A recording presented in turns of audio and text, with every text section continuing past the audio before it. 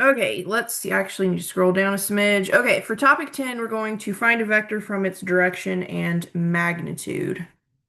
Okay, so in many cases, a vector is described in terms of its magnitude and direction. That's fine, okay? Nothing scary about that. Now, given the magnitude of a non-zero vector, let's call it v, and the direction angle, we're going to call it alpha. Alpha has to be between 0 and 360, okay? Now, this is the angle between the vector and the horizontal axis, okay? So, given all of that, we can say that v equals the magnitude of v times cosine of alpha times vector I plus sine of alpha times vector j. Okay, now we could, ooh, Lord, I was about to write on my little screen with a regular ink pen.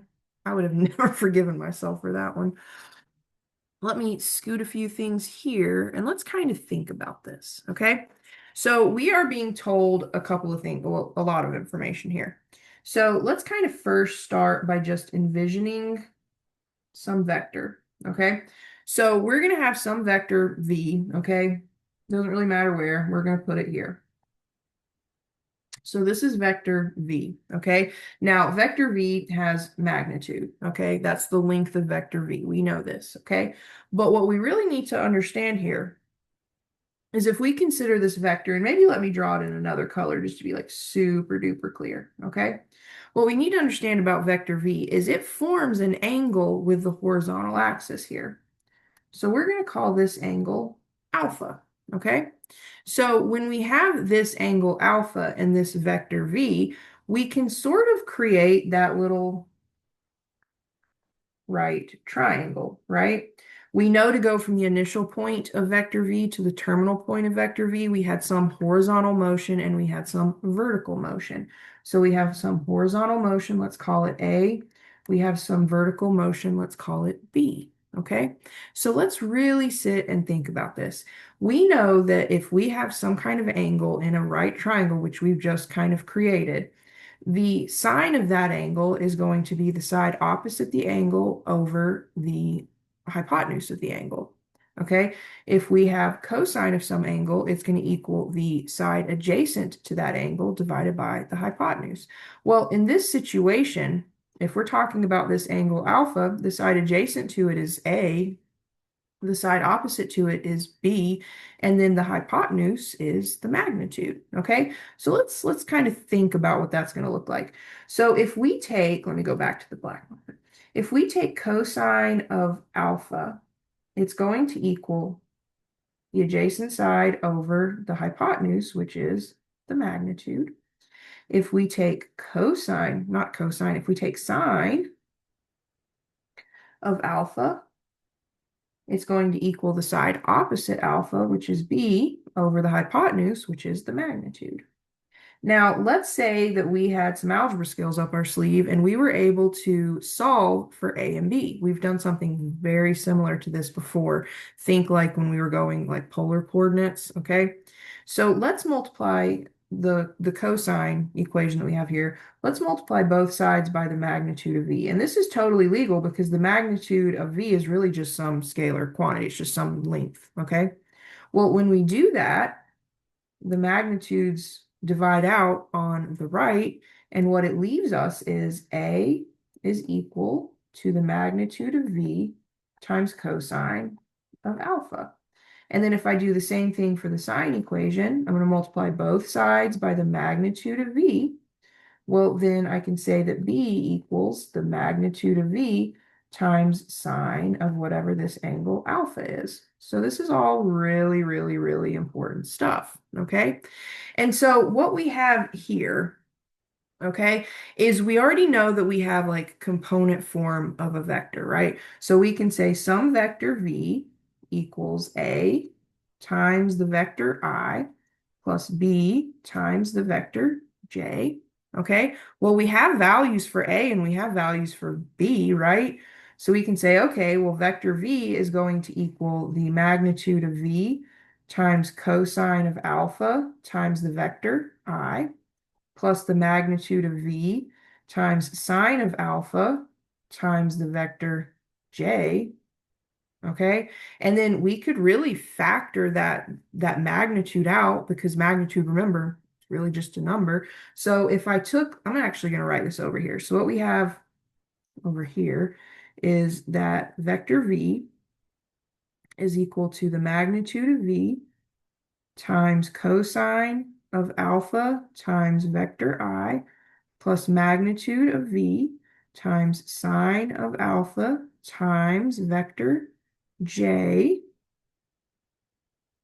And we can basically factor that magnitude out because it's just a number on both of these components. So we can then say vector v equals the magnitude of v times cosine of alpha times vector I plus sine of alpha times vector j. Okay, and if we wanted to write this as a position vector, we would say, let me write that a little bit better. We could write it as the oh shoot, there we go. We could write it as the magnitude of v and then times cosine alpha sine alpha. Okay, so this formula that I'm going to highlight, because this got a little messy, I probably should have given myself a little bit more room, but this is the way that we can find a vector from its direction and its magnitude. So as long as you have the magnitude of the vector and you have some angle that it makes with the horizontal axis, you can then find your vector. Okay, so let's play around with this. We have two word problems. The first one, not bad. The second one, also not really bad. It's just lengthy. The second one is. Okay, so let's get to it. Okay, example 13 says find the vector based on the provided information. Well, we're told a ball is thrown with an initial velocity of 25 miles per hour at an angle of 30 degrees with the horizontal. Find a vector that represents the initial velocity. So we have to understand just kind of very basically what is velocity. So velocity is how an object changes position, and it's based on like speed and direction. Okay, so when we're dealing with velocity, the magnitude of velocity is speed, and then we have some kind of direction. So kind of keep that in mind. All right, so velocity is certainly going to be a vector situation. Okay, so let's go ahead and draw a picture. Pictures generally help a lot. Okay, so we've got some horizontal here. Okay, we have a ball that is thrown with an initial velocity of 25 miles per hour at an angle of 30 degrees with the horizontal. So this is going to be 30 degrees. And we know that when we're dealing with velocity, remember, speed is the magnitude of velocity. So velocity is where we have speed and direction, okay? So we're going to say the magnitude here is going to be, what was it, 25 miles an hour, okay? So we've drawn something really quite helpful here. Hopefully you see what we need. So remember, to use this formula that's highlighted above, we have to have the magnitude of the vector and we have to have an angle that the vector basically forms with the horizontal. We have both of those, okay? So we know that this is going to be some kind of vertical direction. We know that this is going to be some kind of horizontal, not direction, but movement. So that's what we need to find. We need to find our vertical and our horizontal movement, okay? So let's do it. We're going to say, okay, vector v equals the magnitude of v times cosine of alpha times vector I plus sine of alpha times vector j, okay? And so we have all of those pieces. We have the magnitude, we have alpha, so let's get to it. Let's plug some values in. So the magnitude is 25. We need cosine of alpha. Alpha is 30. We need sine of alpha. Alpha is still 30. And we need to make sure we write our little i's and j's as vectors. Please always correct me if you see me make that goof. Okay, so let's go to the unit circle. If we're at 30 degrees, we have a point on the unit circle of root 3 over 2 comma 1/2. Okay, so cosine of 30 degrees, so 30 degrees, cosine of 30 degrees is root 3 over 2, sine of 30 degrees is 1/2. So we need to plug those values in. Let's go ahead and evaluate cosine of 30, sine of 30. So we're going to get root 3 over 2 times the vector I plus 1/2 times the vector j. We'll go ahead and kind of like distribute that 25 in. So we could say, well, we're going to get 25 root 3 over 2 vector I plus 25 over 2 vector j, and that is going to be our vector. Now, I like the position vector form. I think it's so much easier to deal with. So I would write this as 25 root 3 over 2, and then 25 over 2. So this is our horizontal movement, and this is our vertical movement. And we have now answered the question. We found the vector based on the provided information. We now have the components of our vector v, given the fact that this ball was thrown with an initial velocity of 25 miles an hour at an angle of 30 degrees with the horizontal. Okay, now the next one is kind of wild. It's a full page, and it's going to be a full page of work. Okay, so let's dive into it. I don't know, did that scare the pants off of you? I shouldn't have started it out like that. I made it terrifying. Okay. So example 14 says a Boeing 737 jumbo jet maintains an airspeed of 550 miles per hour in a southwesterly direction. We're going to take some liberties with that southwesterly direction. The velocity of the jet stream is a constant 100 miles per hour headed west. We're going to assume like due west, okay? Find the actual speed and direction of the airplane. Okay, so we're going to do a few things here. Part A says sketch a graph of the situation in order to express the velocity v sub A of the 737 relative to the air and the velocity v sub W of the jet stream in terms of I and J. Okay, so we're going to have another little vector situation in just a bit. So we're going to have v sub A. Okay, this represents the velocity of the 737 relative to the air.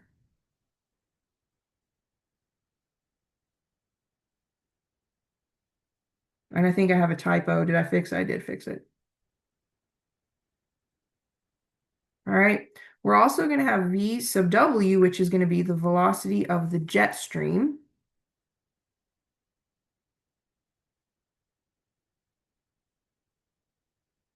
And then we're eventually going to have V sub G, which is going to be the velocity. Okay, it's going to be the velocity of the 737 relative to the ground.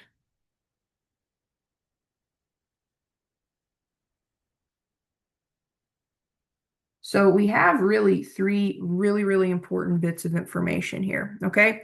So remember, velocity is a situation where we're looking at how an object changes position. We're looking at speed and direction, okay? And remember, the magnitude of velocity is speed, okay? So what's going on here? Let's draw a picture. So we're going to start with kind of like a northwest, north, south, east, west situation, okay?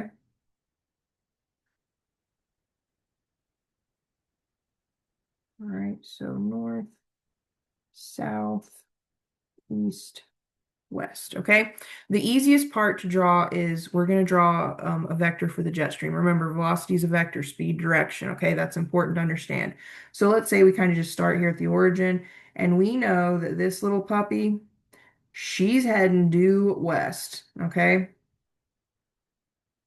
And we need to understand that when we're dealing with velocity, speed is the magnitude of velocity. So we're told that the jet stream is a constant 100 miles per hour and it's headed west. So we're going to say that this is going to be V sub W, and we have that V sub W has a magnitude of 100, okay? So kind of hold on to that for now. Now, when it comes to the actual Boeing 737 jumbo jet, okay, it says it maintains an airspeed of 550 miles per hour in a southwesterly direction. We can assume we're going exactly in the middle of south and west, okay? So exactly in the middle of south and west, we'll say is like right about, I don't know, here. That ain't right. Let's try it again, y'all. That's maybe a little bit better. Okay. So this is going to be V sub, we're going to make this one V sub A. So this is the velocity of the jet relative to the air. Okay, so this is going in the southwesterly direction. We know the velocity of this is, what was it, 550. Remember, velocity is the magnitude, or speed is the velocity of, speed is the magnitude of velocity. You can tell the later and later it gets, the more stupid my mouth and brain get. They don't connect anymore. Okay, so we've drawn this. Now let's really talk about what's happening here. Now the jet stream is kind of like this. Let's think of it kind of like wind. Okay, it's pushing your airplane. Okay, so what is it really doing? It's kind of pushing our airplane this way. It's going to the west, right? So what impact does that actually have on the airplane? So we know that this is what the airplane is doing, okay? But we have this jet stream pushing on our plane, okay? So the jet stream impacts position and it impacts speed, okay? So if it's pushing our airplane, it's kind of doing this to it. So we have this third vector right here. We're going to call this one V sub g. V sub g, vector V sub g, is the velocity of the 737 relative to the ground. It's kind of what is happening to this 737 when the jet stream is pushing on it, okay? So there's a whole bunch going on here, okay? So let's start piecing this all together, okay? The first thing we have to do is we have to find, let's see, it says sketch a graph of the situation in order to express the velocity V sub A of the 737 relative to the air. So let's do that first, okay?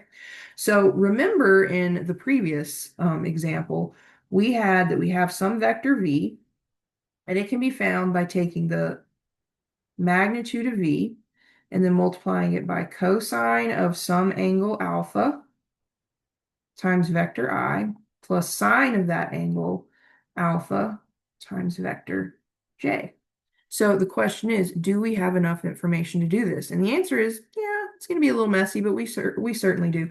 We know the magnitude, okay? So let's put the little a's here so we don't forget we're talking about a. So we know the magnitude, okay? Remember, speed is the magnitude of velocity. So this right here is going to be the magnitude of the airplane relative to the air, okay? So we're going to say that this is 550 so far times cosine of some angle times vector I plus sine of some angle times vector j. Okay, so now what is that angle? We know this airplane is traveling in the southwesterly direction. And I told you we can take some liberties with that. The southwesterly direction we can assume is slam jam between south and west, okay? So if we were to figure out what that angle is, well, starting here, we would be going all the way to here. So this, if we want to really get crazy, is going to be 180. That puts me to like here, okay? But then I need to go 45 degrees more. That's going to put me halfway between west and exactly like due west and straight down south, okay? So we want to do 180 plus 45, which is going to be 225 degrees, okay? So we can go ahead and fill in 225 degrees here and here, okay? So, well, what's going on with this? Let's plug in some extra values. Let's, for just a brief moment though, think about the unit circle, okay? So if we have a unit circle, let me see if I can scoot up and give myself a teeny bit more space. So if we have a unit circle and we're down here, okay, we have a point on the unit circle of negative root 2 over 2 comma negative root 2 over 2, okay? So if we were to evaluate cosine of 225 degrees and sine of 225 degrees, we have those values from our unit circle, okay? So we get 550 times negative root 2 over 2 times the vector I plus sine of 225 is negative root 2 over 2 times the vector j, okay? We want to clean this up just a smidgen so I can basically distribute that 550 in, okay? So that's going to give me negative 550 root 2 over 2 times vector I. I'm going to go ahead and acknowledge the fact that I'm subtracting here with sign. So if I add a negative, it just becomes subtraction. So I get 550 root 2 over 2 times vector j. Make this a j over here. I just realized I wrote an I. Okay. And we want to simplify this just a little bit. We don't have to do anything like too wacky with this. I've got 550. I can divide it by 2. 550 divided by 2 is 275. So we're going to get negative 275 root 2 times vector I minus 275 root 2 times vector j. Did you all see that I wrote a vector j right after I just fixed it? That is so annoying. Okay, so that is so it says sketch the graph and then express the velocity of the 747 relative to the air. Ta-da! We did it. Okay. So it was a lot of work, but we did it. So that is your that is your velocity for the 737 relative to the air. Okay. Now we need to do the same thing for the jet stream. So we want the velocity of the jet stream. Okay. That one's going to be boatloads easier. Okay. So we've got the magnitude of the jet stream. We know it's 100 miles per hour. Okay. We also, let's do this one in red. We know the angle. Okay. So if we're looking how far we need to go to get to this vector, well, we're going to go exactly 180 degrees. Okay. So let's think about what that's going to look like. Imagine a unit circle. Okay. At exactly 180 degrees, we have the point -1, 0. Keep that in mind. Okay. So let's go ahead and do this again. I'm going to erase my side work here for my angle. Okay. Just because I kind of need that space. Okay, so I'm going to go ahead and write 225, a little scrunched so that I have room for the rest. Okay, so we're going to look for V sub W. Okay, that's going to be the magnitude of V sub W times cosine of whatever that angle is times vector I plus sine of whatever that angle is times vector J. There we go. Okay, so let's fill in what we know. We know the magnitude. Okay, remember, speed is the magnitude of velocity. The velocity here, it says the velocity of the jet stream is a constant 100 miles per hour headed like due west. Okay, so we're going to say that this is 100 times cosine of pi times vector I plus sine of pi times vector j. Well, what is cosine of pi? Well, cosine of pi is -1.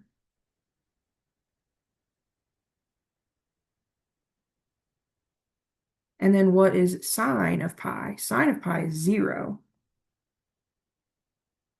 So if we were to clean this up, we would get vector W or vector V sub W is going to equal 100 times -I times vector J. So -100 times vector I, and then 100 times 0 times vector J. That's just it. We're done. So we've got our two vectors. So it took us 47 hours, but we got there. Okay. So that's the velocity of the 737 relative to the air and the velocity of the jet stream in terms of I and J. Okay.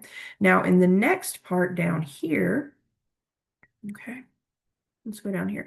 It says find the velocity V sub G of the 737 relative to the ground. In other words, find the resultant vector. Okay. So essentially what's happening is if we have V sub G. I should really start writing these better. If you see me like forget little hats, I need to put those little hats in there. Okay. So basically what we're going to get is V sub G is going to equal the velocity of the jet in relative to the ground or relative to the air plus the velocity of the jet stream. So we just want to add these two vectors. That's going to give us this resultant vector. And then we're going to have to just do some basic, like we're going to take these two critters right here. We're going to add them. So they're not going to be too bad. So what do we want to do here? We want to take V, which is -275 root 2, plus put a minus here. minus 275 root 2 times vector j. And then we want to add v sub w, which is negative 100 times vector I. Okay, we can clean this up a little bit. There's not going to be like a whole lot we can do. We can combine our I components. Okay, so these two can be combined. That's not going to be that real like that bad. We're going to get negative 275 square root 2 minus 100. And then our little vector I minus 275 square root 2 times vector j. And that's it. Okay. If we try to do anything more with it, we're going to have to round and then we'll have like round off errors. So this is the exact value for the velocity of the plane relative to the ground. Okay. And then finally, holy Moses, this is a long problem. Finally, we want to find the actual speed and direction of the 737 relative to the ground. Okay, so what is the speed of the plane with the jet stream pushing on it? Okay, we know the velocity of the plane relative to the air is 550 miles per hour, but what is the velocity of the plane relative to the ground? Well, remember, speed is the magnitude of velocity. Okay.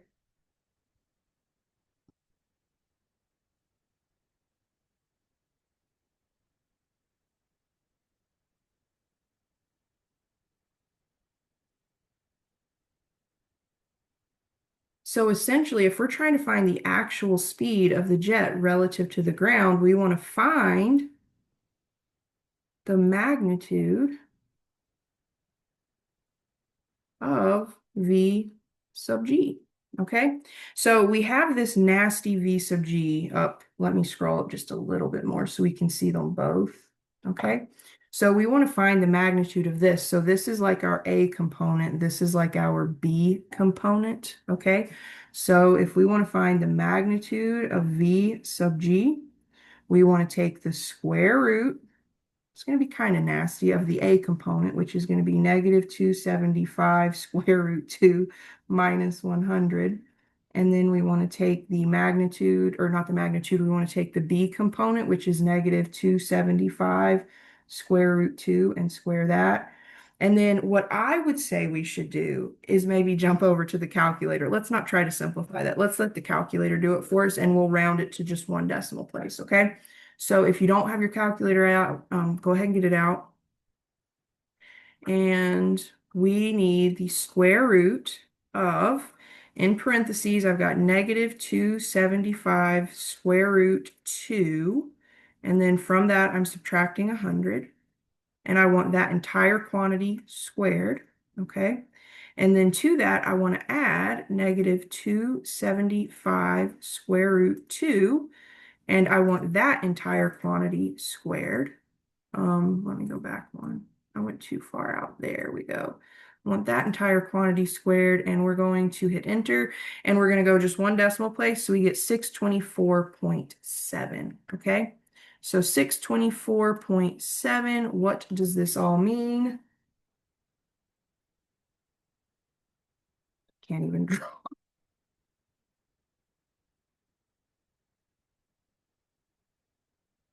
Well, we were looking for the actual speed and eventually direction of the 737 relative to the ground. So we know that speed is the magnitude of velocity. So when we found the magnitude of the v sub g vector, we found the actual speed of the plane relative to the ground. So this should be miles per hour is the speed of the plane relative to the ground. All right, so that's half the battle. Okay, we found the actual speed. Now we have to find the direction. It's like a problem that won't end. Okay, so we found the speed of the plane. So the jet stream is basically speeding the plane up. Okay, it's pushing it along. It's making it go, faster relative to the ground. Okay, so the direction. The jet stream has like basically moved the plane. It's kind of pushing it sort of to the like west-ish direction, okay? So where that dotted line was, if we go back up here, we want to figure out where this dotted line is, okay? So where is this dotted line? Like, what is the direction of this dotted line? Okay, so we need to find a bit more. Okay, so we have to go over here and we're looking for the vector v sub g here. Okay, so we know that we can take the velocity and then we can multiply it by cosine of some angle times I plus sine of some angle times j, and it's not really I and j, it's vector I and vector j. Okay, so we know this. This is that formula that we learned at the beginning of this 27-hour video. Okay, so the issue is we don't know what the angle is, but we do have a few components here. Okay, we know that we have an A component and we have like basically a B component, and we know that like cosine is kind of like our x and sine is kind of like our y. Okay, so we have these two really, really important components. We can say this whole thing is negative 275 square root 2 minus 100. And we can say this whole thing is negative 275 square root 2. Okay, so this is kind of like our x, this is kind of like our y. And we know if we need to relate x and y, we can always use tangent. Okay, so tangent of theta equals y over x. Well, let's do a little work here.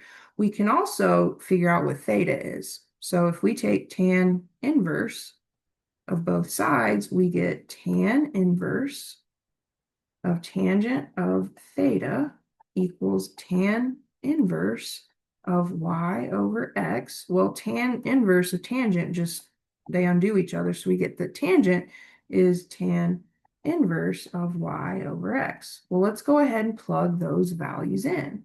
So we're going to get tan inverse of negative 275 square root 2 all over negative 275 square root 2 minus 100. Let's go ahead and go to our calculator for this.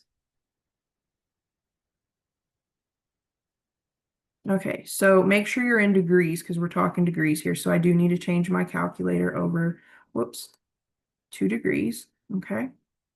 And then I want to go second tangent because we're looking for tan inverse. So second tangent. And then I'm going to do the alpha y equals because I have kind of a nasty fraction here.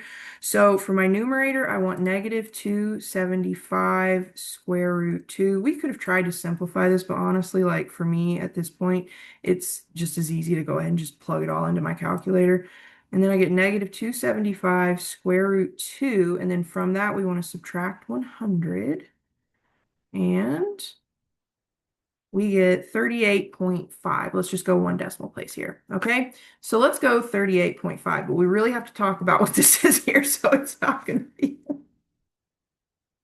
This really is like the problem that never ends, and I was not going to do it, but like 3 other people did it, and I was like, good Lord. Okay, so we basically get that theta equals 38.5, but that doesn't really tell us the whole picture because, think about this. We know that tan inverse is defined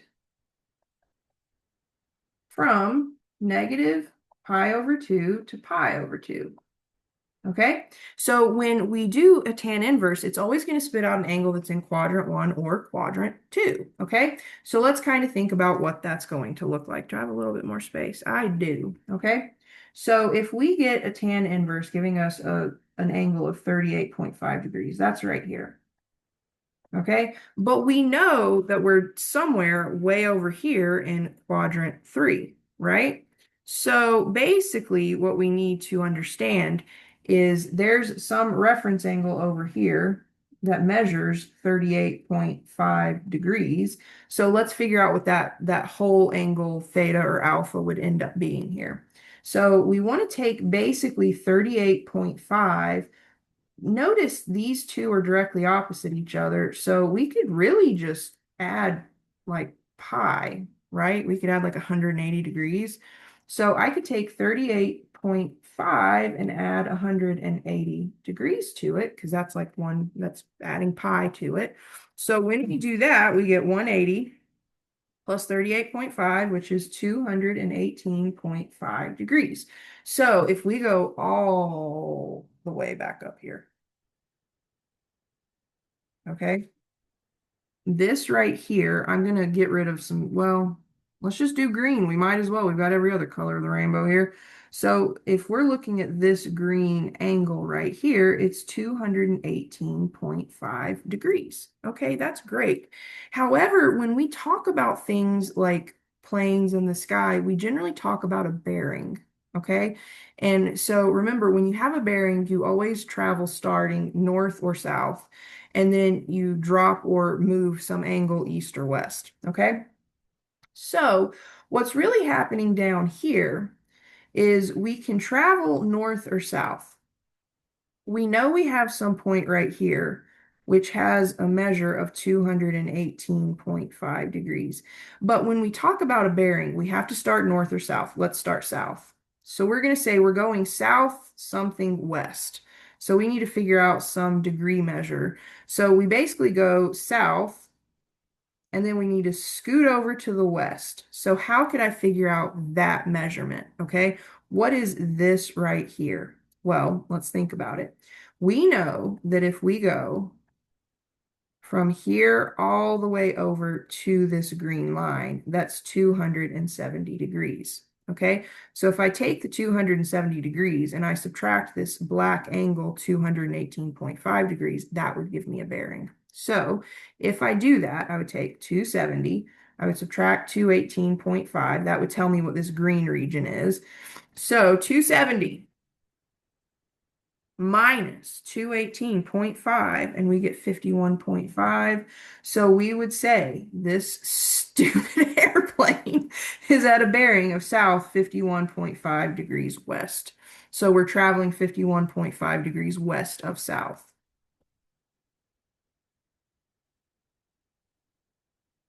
Let me write that again. 51.5 degrees west of south is kind of where we're heading. So finally, we have the speed of the plane, and we know the plane is traveling south 51.5 degrees west. So we have our actual speed and our direction, and it only took 66 hours. Okay, so there you have it again. I was totally going to nix this problem, but then other people did it, and I was like, well, shoot, I don't want my kids to be the only ones that aren't doing this problem. So there you have it. That is how you do this problem. Okay, it was not a misery. It was a delight. I'm glad we did it. It's really late, and we still need to talk about the dot product, which is 10.5. So see you soon.